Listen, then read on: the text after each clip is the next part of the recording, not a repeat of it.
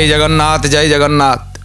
सिद्धार्थ भक्तिर माघ मासर माघ महात्म्य कार्यक्रम को आपण मान को स्वागत। दर्शक बंधु, ये मास को कहीं पुण्य मास वर्षक एते मास भितरे ये मासर महत्व कौन रही, ये मासरे पौराणिक तत्व कौन रही, ये मासरे मुनि ऋषि मानकर संदेश जगतपति कौन रही, ये सबूर कथा प्रत्येक दिन आपण माने समस्ते श्रवण करंतु, दर्शन करंतु, तत्सहित माघ मासरे पुण्य लाभ करंतु।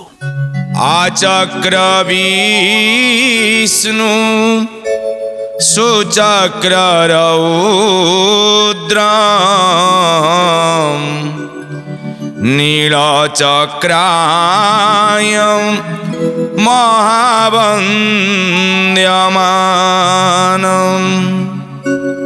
सुदर्शनं ते महाविष्णुरूपं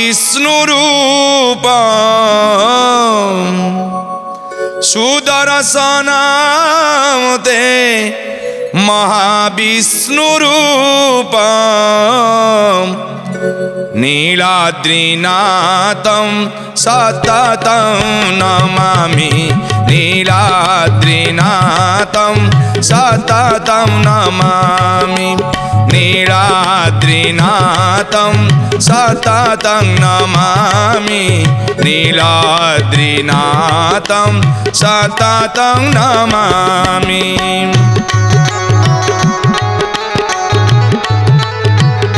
प्रेम से महाप्रभु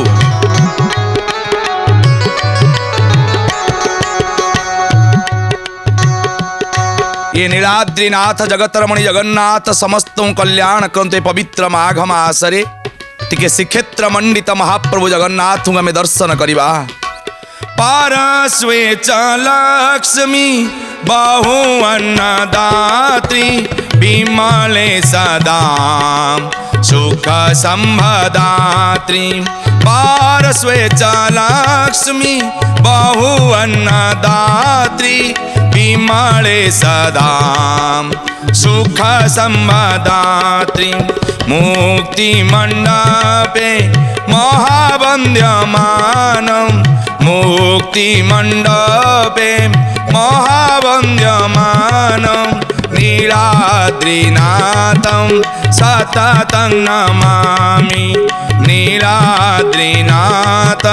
सततं नमामि, नीलाद्रिनाथं सततं नमामि, नीलाद्रिनाथं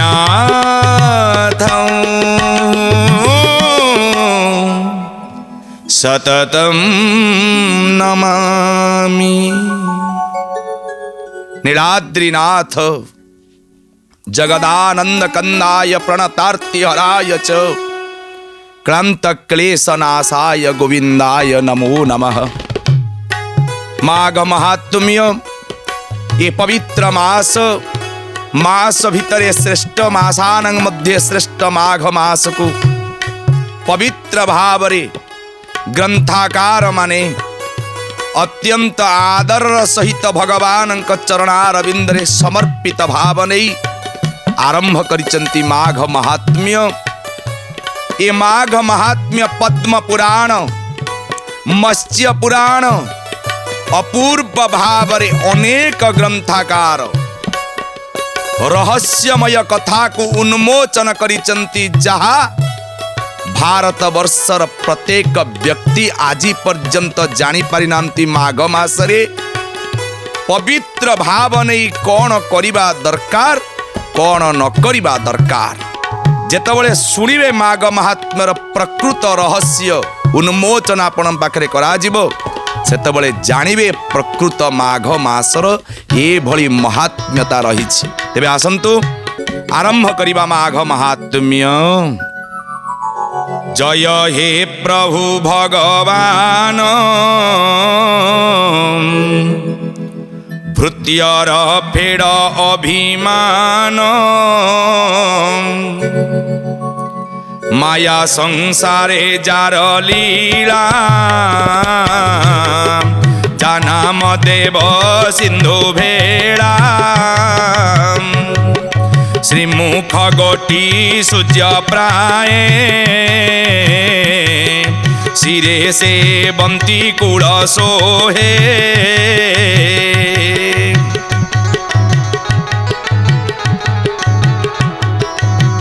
हरि बोल। मुकुट किरीट कुंडल दिशई अत्यंत उज्जवल घटणे ललाट सुंदर किय बा देवा पटांतर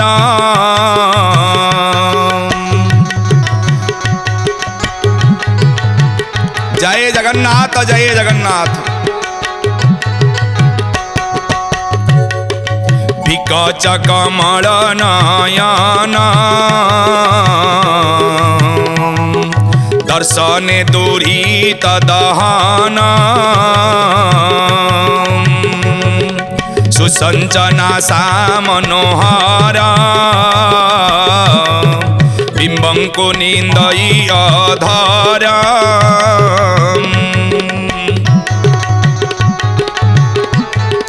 जय जगन्नाथ। कंठे लंबई धंडामाल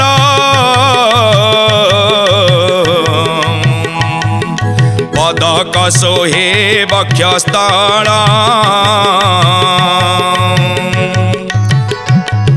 चंदन कर कर दिया जगत जन मन मोहा आजानुलंबे भुज दंड हृदय पूरी ब्रह्मांड विद्वसन परिधान सुवर्ण वेणुरे शोभन जय जगन्नाथ प्रभु।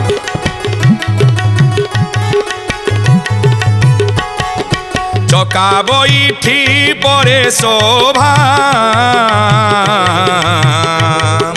तही की उपमा देवा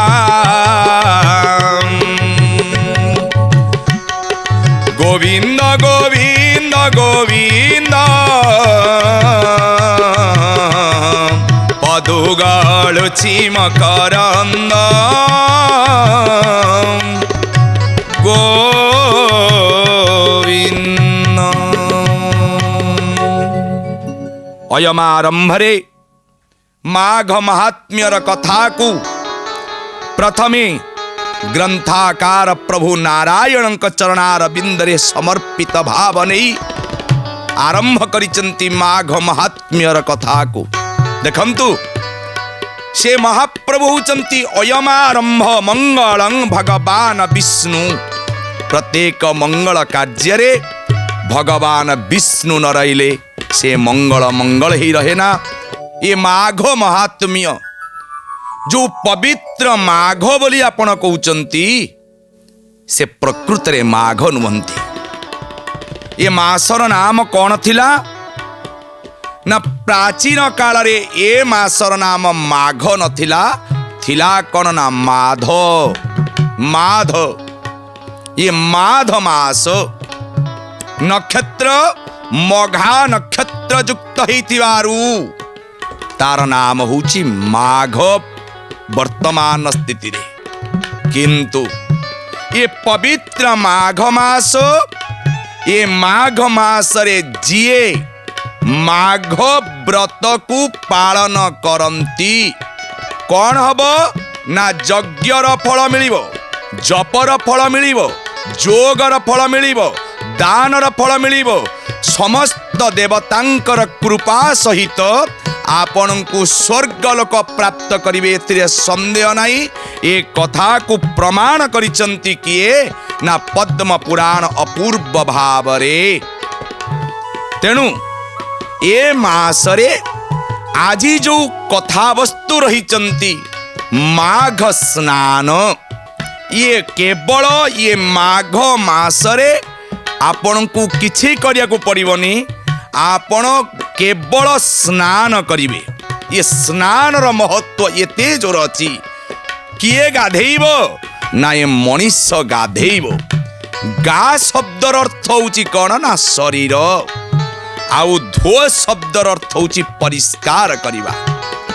ଆମେ ସମସ୍ତେ ଆମର ପ୍ରତ୍ୟେକ ବସ୍ତ୍ରକୁ ଆମେ ପରିଷ୍କାର କରୁଛେ, ଗାଡ଼ିକି ପରିଷ୍କାର କରୁଛେ, ବଗିଚାକୁ ପରିଷ୍କାର କରୁଛେ, କିନ୍ତୁ ନିଜ ମନ ଭିତର ଅନ୍ଦର ମନ ମନ୍ଦିର ଠାକୁରଙ୍କ ପାଖରେ ଦେଉଳକୁ ଆମେ ପରିଷ୍କାର କରୁନାହାନ୍ତି। ସେଥିପାଇଁ ଇଏ ପବିତ୍ର ମାଘ ମାସ କହିଲା ଆଗ ଶରୀର ଦେଖ। ଶରୀର ଦେଖି ସାରିଲା ପରେ, ଶରୀରକୁ ପବିତ୍ର କରି ସାରିଲା ପରେ ତେବେ ଭଗବାନଙ୍କୁ ଦେଖିବୁ। ତେଣୁ ଶ୍ରୀମଦ ଭାଗବତ ପ୍ରମାଣ କରନ୍ତି ଶରୀରକୁ କାହିଁକି ଦେଖିବ ନା ଶରୀର ଭିତରେ କିଏ ଅଛନ୍ତି? ଶରୀର ଭିତରେ ଜଣେ ଅଛନ୍ତି ଯିଏ ଜଗୁଛନ୍ତି। ସେ କିଏ? ସେ ହଉଛନ୍ତି ଜଗ ଶବ୍ଦର ଅର୍ଥ ହେଲା ଜଗିବା, ନାଥ ଶବ୍ଦର ଅର୍ଥ ହଉଛି ଶରୀର। ମିଶେଇ ଦେଲେ ଜଗନ୍ନାଥ ଅଛନ୍ତି। ଯୋଉ ଜଗନ୍ନାଥ ଅନବରତ ଶରୀରକୁ ଜଗିଛନ୍ତି, ସେ ଜଗନ୍ନାଥଙ୍କୁ ଏଇ ମାସରେ, ସେ ନାରାୟଣଙ୍କୁ ଏଇ ମାସରେ ସନ୍ତୁଷ୍ଟ କରିବାର ମୂଳ ବିଧି ମନ୍ତ୍ର କିଛି ଦରକାର ନାହିଁ। କେବଳ ମାଘ ମାସରେ ବୁଡ଼ଟିଏ ପକେଇ ଦିଅନ୍ତୁ, ସ୍ନାନ କରିଦିଅନ୍ତୁ। ଦେଖିବା ଏ ମାସର ମହତ୍ଵ ଆଉ କ'ଣ ନା ଏ ମାସର ଆଉ ଏକ ବିଶେଷ ମହତ୍ଵ ରହୁଛନ୍ତି। ଏଠି ଆପଣ ଯେତେ ନଦୀ ନଦ ନଦୀ ହ୍ରଦ ଦେଖୁଛନ୍ତି ନା, ସେ ସମସ୍ତ ନଦୀ ଗଙ୍ଗା ସଦୃଶ ହେଇଯାନ୍ତି। ସମସ୍ତ ନଦୀ ବର୍ତ୍ତମାନ ହଉଛନ୍ତି ଗଙ୍ଗା ସଦୃଶ। ତେଣୁ ଗଙ୍ଗାରେ ବୁଡ଼ ପକେଇଲେ ଅପବିତ୍ରୋ ପବିତ୍ରୋ ବା ସର୍ବାବସ୍ଥାଙ୍ଗତୋ ପିବାହ, ଏ ସମସ୍ତ ଶରୀର ପବିତ୍ର ହେଇଯାଏ। ପାପ କଲମୁଷ ପାପ ସମସ୍ତ ନଷ୍ଟ ହେଇଯାନ୍ତି ମାଘ ମାସରେ ସ୍ନାନ କରିବା ଦ୍ୱାରା। ତେଣୁ ଅପୂର୍ବ ଭାବରେ ଆଉ କ'ଣ ରହିଛନ୍ତି ନା ପୁରାତନ ଶାସ୍ତ୍ରକୁ ଆମେ ଯଦି ଆଲୋଚନା କରିବା, ଏ ମାଘ ମହାତ୍ମ୍ୟର ଅୟମ ଆରମ୍ଭ କୋଉଠୁ ହେଇଥିଲା ନା ନୈମିଷାରଣ୍ୟରେ ସମସ୍ତ ଋଷି 88,000 ଋଷି ମାନେ ଯେତେବେଳେ ଯଜ୍ଞାଦି ଜପ ଯଜ୍ଞ ତପବ୍ରତ କରୁଥାନ୍ତି ନା, ଏ ଋଷିମାନଙ୍କ ଭିତରେ ଶ୍ରେଷ୍ଠ ଗୁରୁତୁଲ୍ୟ ସୁତ ମୁନି ମହାନ ଋଷିବର ପ୍ରବେଶ କରିଛନ୍ତି। 88,000 ଋଷିଗଣ ସୁତଙ୍କର ଚରଣ ବନ୍ଦନା କରିଛନ୍ତି, କାରଣ ସୁତ ହେଉଛନ୍ତି ଏମାନଙ୍କର ଗୁରୁ। ତେଣୁ ଗୁରୁଙ୍କର ଚରଣ ବନ୍ଦନା କରି, ଗୁରୁଙ୍କୁ ଯୋଉଦିନ ଚରଣ ବନ୍ଦନା କରୁଥିଲେ ଥିଲା କ'ଣ ନା ପବିତ୍ର ମାଘ ମାସ। ଏ ମାଘ ମାସରେ ସୁତଙ୍କ ଠାରୁ ଆହୁରି ଜିଜ୍ଞାସା କରିଛନ୍ତି କ'ଣ ନା ହେ ମୁନିବର, ହେ ଋଷିବର, ଆପଣ ହେଉଛନ୍ତି ସଂସାରର ତ୍ରାଣକର୍ତ୍ତା। ସଂସାରକୁ ଦିବ୍ୟ ଦୀକ୍ଷା ସହିତ ସଦ୍ଜ୍ଞାନ ଆପଣ ପ୍ରଦାନ କରିଛନ୍ତି। ଆପଣଙ୍କ ଦ୍ୱାରା ଏ ସଂସାରର ଉଦ୍ଧାରର ପଥ ଖୋଜି ନେଇଛି।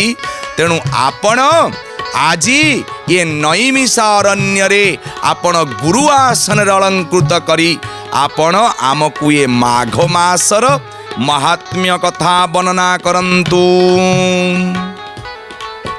ସମସ୍ତ ମୁନି ଋଷିମାନଙ୍କର ଏ ବିନମ୍ର ନିବେଦନରେ ମହାମୁନି ସୁତଜୀ ମହାରାଜ ଅପୂର୍ବ ଭାବରେ ମାଘ ମହାତ୍ମ୍ୟର କଥା ବର୍ଣ୍ଣନା କରୁଛନ୍ତି।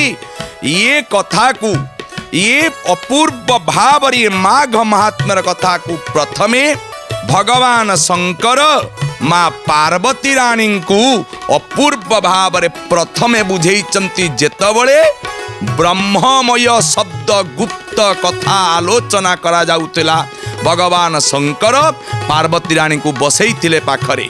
गुप्त तत्व कथा जणेबा पाई से समयर तृतीय दिन रे भगवान शंकर तले बरफाच्छिन्न होइचंती प्रबल भाव रे शीतर अकंपित धारा प्रवाहित होइचिना से समय रे ये माघर महात्म्य कथा भगवान शंकर माँ पार्वती रानी को बुझेइचंती सेई कथा को सुत मुनि कौन करुचंती ना 88,000 ऋषि को आज शिक्षा दउचंती अपूर्व भाव रे ये कथा को 88,000 ऋषि जो श्रवण करिले तांक भितरे थिले मुनि श्रेष्ठ भृगु ऋषि ये भृगु ऋषि कौन करिचंती आज आमी जो माघ महात्म्य को श्रवण करुछे भृगु ऋषि अपूर्व भाव रे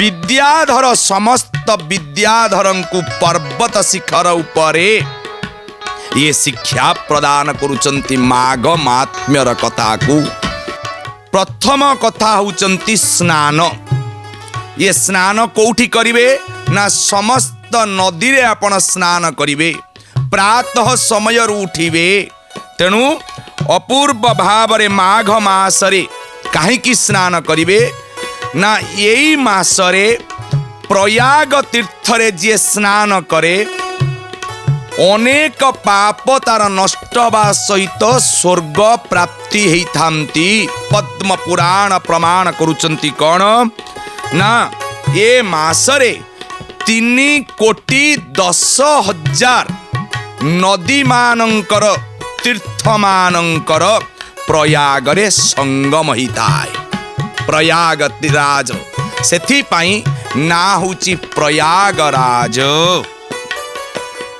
आउ ए मासरे आपण स्नान करिवे केमिति स्नान करिवे तेल लगेइबे नाही द्वितीय कथा हला गरम पानी करुचंती आजिकाली शीत प्रबल माघ शीत गरम पानी गाधेइबे नाही तृतीय कथा हला आपणकर ये मासरे तिल बोले खसा आउ गुड़ को व्यवहार करंतु आउ एठी कौन हबो ना माघ मास व्रत को जे पालन करुछंती सिए सखाळरु रात्र पर्यंत जो समय रहिचंती सेठी आपण गोटिए बार भोजन करंतु देखिबे समस्त कोटि जन्मर पुण्य तत्सहित जीवन भितरे जहा जहा पाप करिचंती स्वयं भगवान शंकरंकर मुख निश्रुत वाणी ये व्यासासन रो ये कथा को कही रखे समस्त पाप नष्ट ही जीव ये मासरे कौन कौन पढ़ती ना जो मासरे प्रत्येक तिथि प्रत्येक बार होचंती कौन ना व्रत ए मासरे संकष्टी चतुर्थी पढ़ती ए मासरे जो एकादशी पड़िब कृष्ण पक्ष एकादशी ताकू तील एकादशी कहती आउ शुक्ल पक्ष एकादशी कहती जया एकादशी ये तील एकादशी दिन खसारे आपण 7 प्रकार खसा व्यवहार करंतु कौन ना खसारे आपण तिल तर्पण करंतु खसा दान करंतु खसारे यज्ञ चरु करंतु एपरि भाव रे खसाटी व्यवहार करंतु एकादशी दिन आपणकर कोटि जन्मर ब्रह्महत्या दोष नष्ट बा सहित अभिशाप आपण जे जे देइतिवो समस्त अभिशाप नष्ट ही जाए आउ कौन ना ए मासर अमावास्या को कहा जाए मौनी अमावास्या मन रखंतु दर्शक बंधु मौनी अमावास्या ये मौनी अमावास्या अर्थ ये अमावास्या दिन आपण मौन व्रत आचरण करंतु आज्ञा प्रत्येक लोकंकर शक्ति निश्चित भाव रे दरकार जदि शक्ति न रहिबो तेबे ये जीवन मूल्य मध्य किछि नाही तेणु जदि शक्ति पाइया पई इच्छा अछि प्राण ऊर्जा पाइया पई इच्छा अछि ज्ञान ऊर्जा पाइया पई इच्छा अछि तेबे आपण कौन करंतु ना अपूर्व भाव रे मौन व्रत धारण करंतु तत्सहित अपूर्व भाव रे एई मासरे विद्या ज्ञान श्रेष्ठ ज्ञान प्राप्ति करबा पाई माघ मासर शुक्ल पक्षरे पंचमी तिथि जो आसे बसंत पंचमी कहा जाए ताको कहा जाए माँ सरस्वतींकर आगमनर दिवस सरस्वतींकर आविर्भावर दिवस। तेणु से दिन विद्या आरंभ करिवे नहले से दिन विद्या को की बरी भावरे सा विद्या परमा विद्या जा विद्या विमुक्त ये जो विद्या आपण को मुक्त करिवो से विद्या को किपरि सरल भाव में प्राप्त करिवो से होछि माघ मासरे बसंत पंचमी। विशेषतः आमर ये सनातन धर्मी बलाम्बी माने एठी जो माघ मासर सप्तमी तिथि पड़े ताको कहा जाए माघ सप्तमी। चंद्रभागारे स्नान करा जाए अपूर्व भाव में स्नान होची विशेष रूप नहीं थाए। तेणु एठी स्नान करिले समस्त प्रकार बाधा समस्त प्रकार चिंता चेतना भितरे जो जो अन्यायकारक अपकारक मान अछंती अपग्रह मान अछंती समस्त नष्ट हेबा सहित महाप्रभु क्षमा करंती। तेणु पुराणकार शेषे अपूर्व भाव में भगवान को चरणार बिंदरे शरण नैचंती कौन कहिचंती आतंक नाशन तो बाना विपत्ति काले वज्रसेना ताहांकरुद कथा जानी गरुड़े सुमरिले पुणी गरुड़ाइला तक्षणे नमिला तुम्भसी चरणे तुम्भे बोइल गरुड़ को शत्रु जे बेड़ीची आम्भंकु ए सर्वपीठी रे बसाओ गगन मार्गे चली जाओ गोविंद गोविंद गोविंद पदुगलुचि मकरंद गोविंद गोविंद गोविंद पदुगलुचि मकरंद। आज तो समय निर्देश देलेनी कथा को विश्राम देवा को पड़िबो किंतु मन रखिबे ये कथा चलिबो अपूर्व भाव में माघ मास जाक ही माघ महात्म्य कथा आलोचना करा जिवो रहस्य उन्मोचन करा जिवो एवं व्रतर कथा मध्य आलोचना करा जिवो। आज नुहे आगामी अध्याय आपण मान सहित पुनर्बार देखा हबो। जय जगन्नाथ।